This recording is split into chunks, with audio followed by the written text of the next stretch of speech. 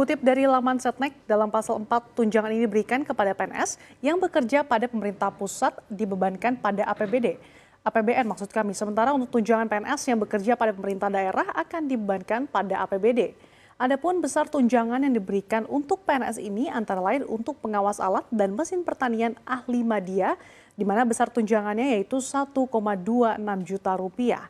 Kemudian pengawas alat dan mesin pertanian ahli muda Rp960.000. Lalu pengawas alat dan mesin pertanian ahli pertama yaitu Rp540.000. Sementara itu rencana kenaikan gaji PNS pada tahun depan juga ramai diperbincangkan nih. Apalagi kita tahu ya sudah lama gaji PNS tidak mengalami kenaikan.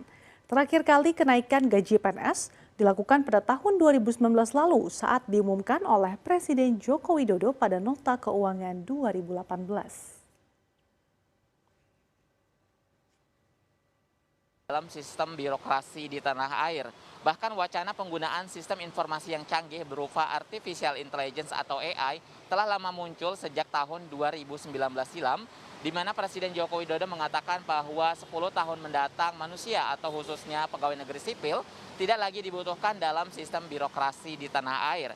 Bahkan Presiden Joko Widodo mengatakan nantinya atau aparatur sipil negara ataupun pegawai negeri sipil tidak lagi dibutuhkan karena memang sistem informasi yang canggih akan menggantikan posisi manusia sebagai pekerja secara otomatis. Bahkan kehadiran kecerdasan buatan dalam struktur pemerintahan dianggap akan membuat pelayanan birokrasi justru akan semakin mudah, di mana pemerintah tidak perlu lagi mengeluarkan anggaran yang begitu besar untuk memberikan gaji bagi sejumlah PNS karena penggunaan teknologi artificial intelligence ini nantinya bisa menghemat keuangan negara. Bahkan meskipun demikian, sejumlah pihak bahkan mengatakan bahwa AI ini nantinya bisa memudahkan sejumlah sistem birokrasi di Indonesia menjadi lebih cepat dan juga tentunya lebih mudah dan juga lebih murah. Meski demikian, sejumlah pihak mengatakan bahwa kehadiran artificial intelligence atau sistem informasi yang canggih ini nantinya tidak bisa menggantikan manusia sepenuhnya, meskipun memang artificial intelligence ini nantinya lebih kepada membantu, namun tidak bisa menggantikan tenaga kerja manusia seperti itu. Dan begitu juga dengan pernyataan sejumlah pihak bahwa artificial intelligence ini nanti hanya mampu melengkapi, namun tidak bisa menggantikan posisi manusia.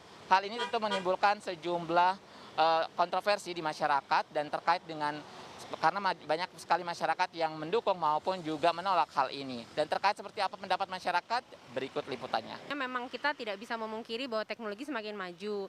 Tapi kalau buat saya pribadi sebenarnya tidak bisa 100% digantikan oleh si artificial intelligence itu karena pasti tetap ada butuh dukungan dari manusianya atau yang bukan mesin untuk tetap mengatur proses koordinasi mesin-mesin tersebut, pengawalan, supervisi, dan lain sebagainya. Jadi gimana ya, kurang efektif sih pada akhirnya karena namanya intelektualnya robot bakal beda sama manusia. Terus secara, aku nggak tahu kedepannya perkembangan teknologi bakal bisa sebagus apa, sesempurna apa, tapi kalau menurut aku pribadi nggak akan bisa menggalakkan intelijensi manusia sendiri sih.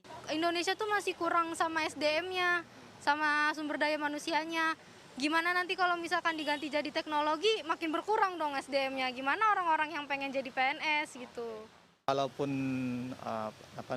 teknologi dikedepankan, sumber daya manusia tetap menjadi backbone sebenarnya kalau menurut saya ya. Jadi justru harusnya adalah informasi teknologi itu membantu pekerjaan manusia. Ya, itu tadi pendapat dari sejumlah pihak terkait dengan kontroversi penggunaan artificial intelligence atau AI untuk menggantikan manusia di masa depan, khususnya dihapuskannya pegawai negeri sipil di masa depan. Kembali ke studio.